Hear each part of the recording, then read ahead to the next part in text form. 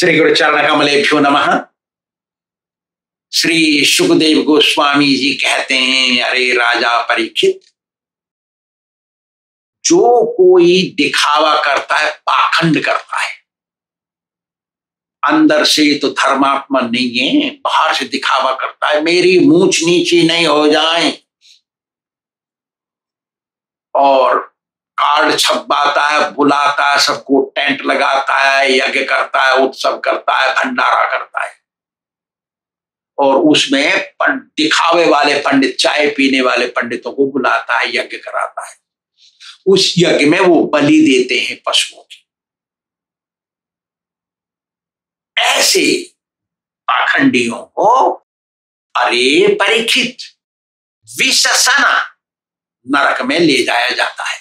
मरने के बाद वहां पर उनकी बोटियां टुकड़े टुकड़े करके काटी जाती है, ऐसा कष्ट होता। अरे परीक्षित, जो असली ब्राह्मण कुल में पैदा हुआ है, जो क्षत्रिय है, जो वैश्य है, ये तीन जाति को द्विज कहा गया है। ऐसी जाति वाले और जो नीच जाति में किसी दूसरी जाति में जन्म लिए और वैष्णव बन गए, असली गुरु से दीक्षा लिए, उनको वचन दे दिया मैं सही से रहूंगा, भजन करूंगा, ऐसा वचन देते हैं गुरुजी, लेते हैं वचन, देना पड़ता है। अरे चेला बनोगे, चेली बनोगे तो करना पड़ेगा। ऐसे लोग अपनी ऐसी ही स्त्री को, पत्नी को अपना वीर्य पिलाते हैं। उतने ही ब्राह्मण की, ब्राह्मण, क्षत्रिय, क्षत्रिय, वैश्य और वैष्णव, इनको मिला के किसी को ऐसी ही समान बराबर के भाली स्त्री को अपना वीर्य पिलाते हैं, तो उनको लाला भक्ष्य नरक में फेंका जाता है। वो लाला भक्ष्य नरक, अच्छा स्त्री पुरुष को पिलाती है, पता नहीं क्या करते हैं, और पुरुष स्त्री को पिलाती है, ऐसा करते हैं। तो ऐसे लोगों को मरने के बाद यमदूत ले जाते हैं, लाला भक्ष्य नरक में फेंकते हैं। वो लाला भक्ष्य नरक रज और वीर से भरा रहता है। वीर तो पुरुष से निकलता है, रज पुरुष स्त्री से निकलता है। स्त्री का रज बोलते हैं, पुरुष का वीर बोलते हैं। ऐसे नरक में फेंके जाते हैं वो, और वहां पर कीड़े बैक्टीरिया काटती हैं, और वो मुंह खोलता है तो वही पीता है। अरे ऐसा क्यों करना?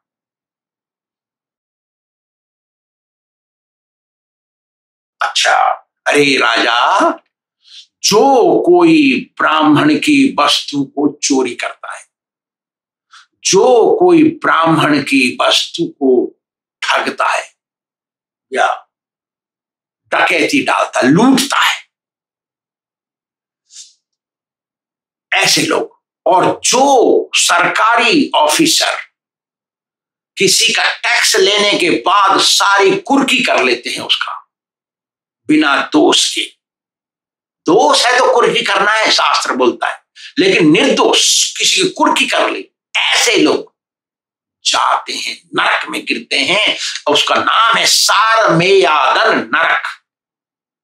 ले जाते हैं उसको, और वहां पर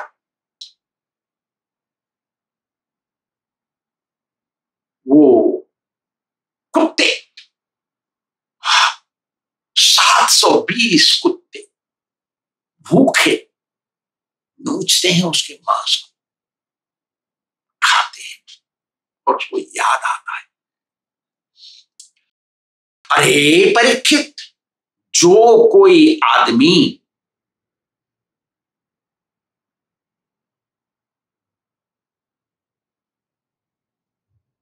किसी के घर को जला देता है, अग्निदो गरदश्चैव शस्त्रपाणी धनापः क्षेत्रदार हरश्चैव सड़ेते आतताई, आतताई बन जाता है। अरे परीक्षित, यदि कोई किसी के घर को जलाता है और किसी को धोखे से विष खिला देता है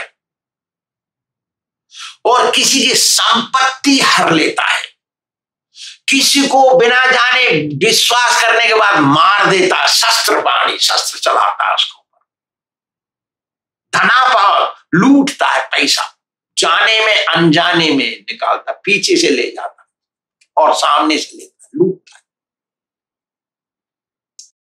क्षेत्र उसके जमीन को, जायदाद को अपने नाम में करा लेता है। किसी की जायदाद को उसके बिना जाने पूछे कैसे नाम में कर लेगा तू?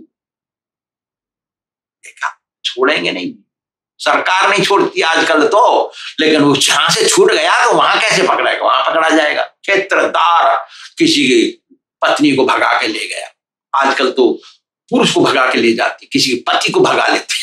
तो आज सुना है, नया नया चल रहा है अभी। स्त्रियां किसी पुरुष को बड़ा पसंद करती है और उसे घर में पत्नी है, बच्चे हैं, उसको भगा के ले जाती है।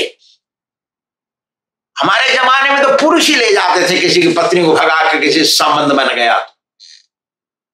देखा, ये 6 आदमी, किसी के घर जला देना, किसी को धोखे से बस पिस खिला देना, किसी को मार देना, विश्वास जीत के उसको शस्त्र से मार देना, और किसी को लूट लेना आगे से या पीछे से बिना जाने जानबूझ के, और किसी को 4 हो गए, 5 में,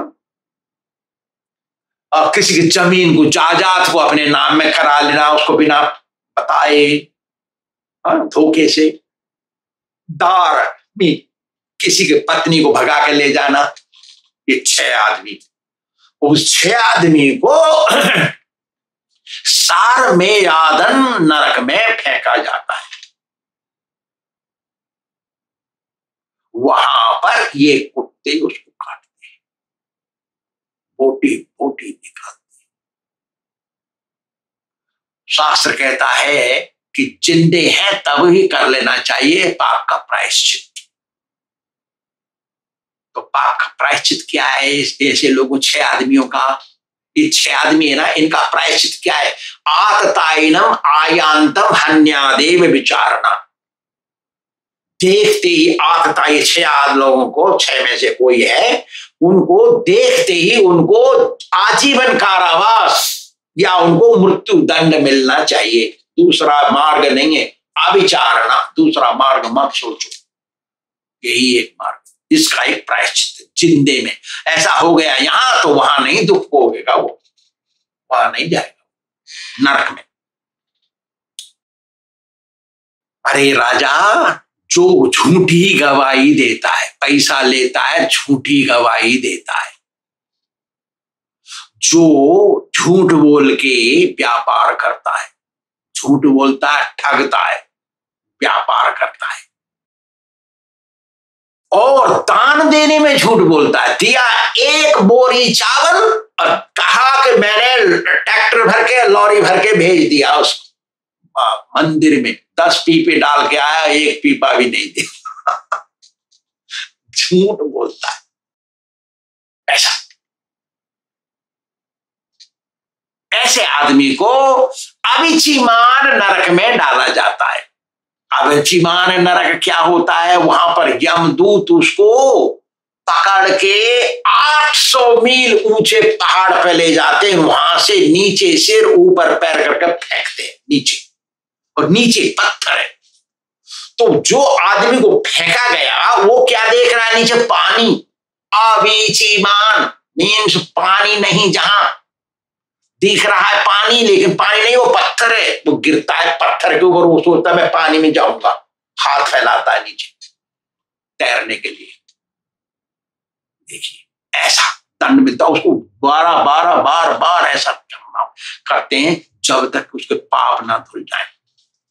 औंधे मुख गिराते हैं उसको, उस शरीर की चटनी बन जाती है। फिर करेगा क्या? मरना तो है नहीं, वहां मरण तो है नहीं, नरक में मरता नहीं कोई, खाली दुख भोगते हैं, वहां मरते नहीं कोई। फिर पकड़ के ले जाते हैं दोबारा वहीं 800 मील ऊपर और डालते हैं नीचे। अरे राजन, जो ब्राह्मण कुल में जन्मा और शराब पिया, जो ब्राह्मण कुल में जन्मी उसने शराब पिया, दोनों या एक, दोनों। घर में कभी दोनों पीते हैं, कभी एक पीता है। किसी घर में लुगाई पीती है, किसी घर में पति पीता है, किसी घर में दोनों पीते हैं, पता नहीं क्या होता है। यदि सुखदेव गोस्वामी कहते हैं यदि ब्राह्मण ने कभी जानबूझ के शराब मुंह में लगा दिया तो उसको अयमाना नरक में डाला जाता है। उसके गर्दन पे पैर रखते हैं यम के दूत और गरम गरम पिघला हुआ लोहा डालते हैं उसके मुंह में। गर्दन पे यदि पैर रख दिया, छाती पर पैर रख दिया, वो पावरफुल यमदूत रख दिया तो मुंह खोलता ही, करेगा क्या, दूसरा तो मार्ग नहीं है, तो खोलता है तो डालते हैं उसमें वो लिक्विड, पी इसको। कितना जलता है वो, हे भगवान क्यों करना ऐसा जानबूझ के। अरे ठीक है, हम आपके घर में किसी घर में गए, वहां उसने हमने कहा भाई एक गिलास पानी ले आओ, मिलाओ, नींबू का रस बना दो या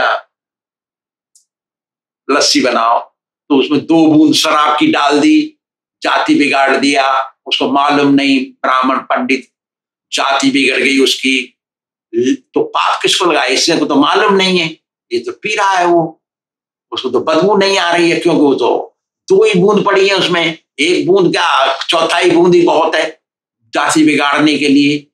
तो जो बिगाड़ रहा है जात को, जानबूझ के उसकी जात बिगाड़ना चाहता है, वो जाता है नरक में, वो पीने वाला नहीं जाता है। एक बार ऐसा हो गया मेरे गुरु जी के साथ, गुरु जी के सामने लिया एक कटोरा भर के, कांच का कटोरा, अमेरिका में वाशिंगटन डीसी में कटोरा भर के आइसक्रीम ले आए। सन्यासी साधु आइसक्रीम नहीं खा सकता और ठंडी वस्तु नहीं जानी चाहिए मुंह में, ठंडा ठंडा। सन्यासी स्वामी बूढ़ा, प्रभुपाद गुरु जी ये लीजिए, हमारी गाय से बनाया है, पहली बार हमारी गाय है यहाँ पे, हम दूध निकालते हैं उसमें से बनाया है, आप थोड़ा खाइए। नाम नहीं बताया उसका, तो मेरे गुरुजी ने ऐसा उंगली उठाया, लगा ऐसा लिखा करके मुंह में डाल दिया थोड़ा सा, जाओ ले जाओ। क्यों कि भगत ने, शिष्य है, कहा ये आप खाएंगे पहले तो हम सब खाएंगे, तो प्रभुपाद ने थोड़ा ले जाओ। तो यहां हल्ला हो गया, प्रभुपाद जी ने आइसक्रीम खाई, प्रभुपाद जी ने आइसक्रीम खाई, देखा और कौन गया नरक में, प्रभुपाद जी तो गए नहीं, क्योंकि उनको पता नहीं ये क्या है, तमाशा देखो, ये जाएंगे नरक में सब। ऐसा है, गुरु जी को ठगना सही बात नहीं है।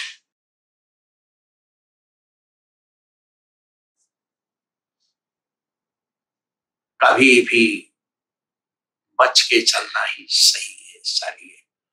ब्राह्मण, जो ब्राह्मण कुल में जन्मा है ना, वो कच्चे घड़े के समान होता है। ब्राह्मण का शरीर कच्चा घड़ा है, कच्चे घड़े में शराब भरो और थोड़े समय बाद उसकी सफाई करो, साफ नहीं होगा वो बर्तन, कच्चा घड़ा है वो। ऐसे ही यदि ब्राह्मण ने जानबूझ के शराब पी लिया है तो वो ब्राह्मण शुद्ध नहीं हो सकता, चाहे कितना भी प्रायश्चित करा लो। वो बर्तन, कच्चा घड़ा कभी शुद्ध नहीं होता है, हो सकता चाहे वो जला दो, उसमें बदबू आती रहेगी, ऐसा है। तो वो शुद्ध होता है वहां आयमान नरक में। अरे परीक्षित, कभी भी घमंड नहीं करना चाहिए। जो कोई छोटी जात में जन्म लिया है और वैष्णव बन गया है, तो उसको अपना घमंड ऊंची जात में जन्म लिए वैष्णव को नहीं दिखाना चाहिए। शायद मैंने सही हिंदी नहीं बोला। एक वैष्णव ऊंची जात में जन्म लिया है और वो वैष्णव बन गया, गुरु जी से दीक्षा लिया है। एक आदमी छोटी जात में जन्म लिया है और गुरु जी के पास आके दीक्षा लेके वैष्णव बन गया है, दोनों वैष्णव है ना, बराबर के हैं। लेकिन वो छोटी जात में जो जन्म लिया है, वो बड़ी पोजीशन, उसको स्थिति बड़ी आ गई, इसलिए वो घमंड दिखा रहा है। ऊंची जात वाले वैष्णव को अपना घमंड दिखा रहा है और उसका सम्मान नहीं कर रहा है, उसका तिरस्कार कर रहा है। तिरस्कार को क्या बोलते हैं हिंदी में? अपमान। उसका अपमान करता है बार बार। तो ऐसे आदमी को पकड़ के मरने के बाद यमदूत उसको क्षारकर्दम नाम के नरक में ले जाते। बताइए क्यों करना? अरे हम जो हैं हमारा कर्म ठीक नहीं था इसलिए हम ऐसे कुल में जन्म लिए, हमारा इसका कर्म ठीक था इसलिए ऐसे कुल में जन्म लिया, दोनों हम वैष्णव बन गए, अब तो दोनों बराबर के हैं, चलते हैं साथ में, उसका तिरस्कार क्यों करना? घमंड क्यों दिखाना? उसको कारण क्या है? बेइज्जती करना ठीक बात नहीं है। इसलिए उसको जब मरने के बाद यमदूत उसको क्षारकर्दम नरक में ले जाते हैं और फेंकते हैं नीचे को, सिर ऊपर को टांग करके फेंकते हैं और उसको पीटते हैं बड़े जोर जोर से, उसको शुद्ध करते हैं। अरे परीक्षित, जो कोई काली, दुर्गा, चंडी, भैरव, यक्ष, राक्षस, पिशाच इनकी पूजा करते हैं और नर बलि चढ़ाते हैं। किसी आदमी को पकड़ लिया, पागल जैसा घूम रहा है, वो गंदे कपड़े से किधर उधर जो मिल जाए वो खाता है, पकड़ कर ले आते हैं, उसको खूब अच्छे से नहलाते हैं, पिलाते हैं, खिलाते हैं, सब कुछ करते हैं और लेकर के काली दुर्गा के सामने इसका सिर काट देते हैं। ऐसा होता है विशेषकर बंगाल, आसाम, उधर नहीं होता है, पता नहीं, मैंने कभी खाली पढ़ा है, ये सब सुना है, भागवत में ऐसा लिखा है। तो ऐसे आदमी, अच्छा, और जो स्त्री किसी बच्चे को पकड़ के ले आती है और ला करके घर में उसको मार के उसको खाती है, ऐसी स्त्री, ऐसे लोगों को कौन सा नरक है? वो रक्षोगण भोजन, रक्षोगण भोजन में ले जाते हैं। वहां पर ये जिनको मार दिया है यहाँ दुनिया में, वहां जाके वो राक्षस स्वरूप लेके रहते हैं और इसको फेंकते हैं। ये भूखे रहते हैं, वो खाते हैं, पकड़ के चबाते हैं, उसका खून पीते हैं और नाचते हैं। ऐसा होता है। जैसा करना वैसा ही भरना। तुमने इसको मार दिया, वो तुमको मार रहा है, वो लेकिन ब्याज भी तो कहीं जाता है, तो ब्याज समेत मार रहे हो। हे राजन, यदि कोई कुत्ते बिल्ली पालता है घर में, यदि कोई भेड़ बकरी पालता है खिरक में और वहां जाके खूब खेलता है उनसे, घर में कुत्ते से खेलता है और कुछ समय बाद उन लोगों को मारता है, जब विश्वास जीत लेता है उनका तो मुंह मारता है और खाता है उनको, ऐसा आदमी, उसको शूल प्रोत नरक में भेजते हैं, ले जाते हैं। शूल प्रोत नरक में लेकर के, वो भाला होता है ना, हमारी ब्रज भाषा में बोलते हैं बल्लम, बल्लम से उसको गोदते हैं ऐसे करके। कितना दर्द होता होगा उनको, गोदते हैं, जब तक गोदते रहते हैं जब तक उसका पाप पूरा प्रायश्चित नहीं हो जाता, पाप शुद्ध नहीं हो जाता, उसका शोधन करते हैं, उसके बोटी बोटी टुकड़े हो जाते हैं। हे राजन, यदि किसी का स्वभाव सर्प जैसा है, सर्प का स्वभाव क्या है? बदला लेना। कोई कुछ हो गया तो उसका बदला लेता है वो, ऐसा आदमी, उसको सर्प कहते हैं। सर्प के स्वभाव है उसका और गुस्से में रहता है, ऐसा मुंह फुला के, ऐसा आदमी। तो वो बदला लेने का मन बना के रहता है और हर समय क्रोधित रहता है ये आदमी, और प्राणियों के ऊपर, दूसरों के ऊपर क्रोध निकालता है, दूसरों को सताता है। उसका क्रोध है ना, कहीं यहाँ उदाहरण, हमने सता दिया आपको और आप कुछ कर नहीं सकते, लेकिन मुंह फुला लिया, बदला लेने की इच्छा है तुम्हारी, क्रोध में भर गए, तुम गए बाहर, दूसरे के ऊपर वो क्रोध निकाला। ऐसे आदमी को हे राजन दंडसूक नरक में ले जाते हैं। दंडसूक नरक में, जहां उसको 5 सिर वाले, 7 सिर वाले, 10 सिर वाले, 100 सिर वाले सर्प भूखे रहते हैं, वो काटते हैं, जैसे साधारण दुनिया में चूहे को पकड़ के सर्प खाता है, निगलता है, ऐसे निगलते हैं अनेक बार, जब तक उसके पाप प्रायश्चित ना हो जाए।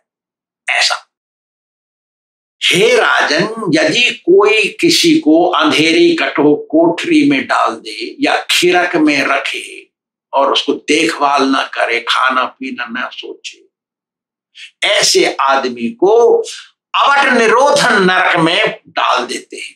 अवट निरोधन नरक क्या है?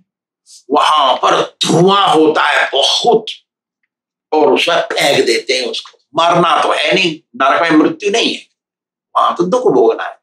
मार धुआं भरा हुआ है और वो सफोकेटेड हो जाता, सांस नहीं ले पाता, वहीं मरता नहीं है, दुख पाता है, पाता रहता जब तक उसके पाप सब धुल नहीं जाते, तब तक वहां ऐसा रहता है। हे राजन, यदि कोई आदमी अभ्यागत बन के आवे आपके यहां, अभ्यागत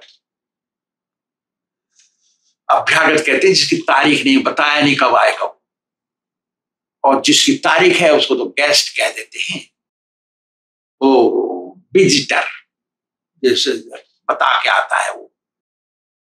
ऐसे आदमी के ऊपर किसी कारण से गुस्सा हो जाता है, मालिक लाल लाल आंख दिखा के तिरस्कार करता है,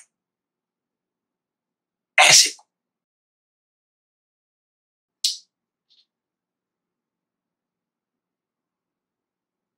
नरक मिलता है।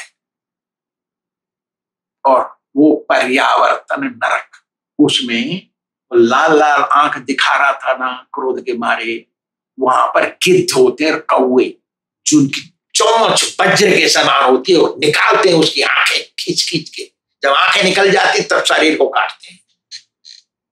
हे भगवान, नरक तो नरक है, वहां पर शोधन के लिए, शुद्धि के लिए जाता है कोई, लेकिन वहां क्यों जाना, यहीं साफ कर लेना। अच्छा, अतिथि और अभ्यागत दो होते हैं, वो कौन कौन से कैसे होते हैं न शास्त्र कहता है, मनुस्मृति में लिखा है सब। अनागतम अनाहूतम, जिसको बुलाया नहीं गया और उसने बताया नहीं कि मैं आ रहा हूं, ऐसा।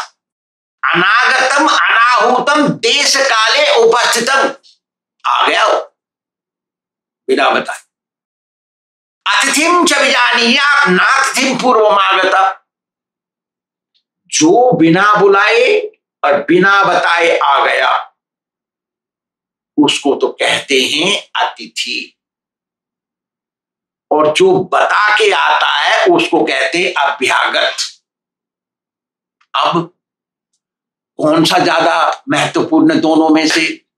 ना, अतिथि ज्यादा महत्वपूर्ण है, अतिथि। अच्छा,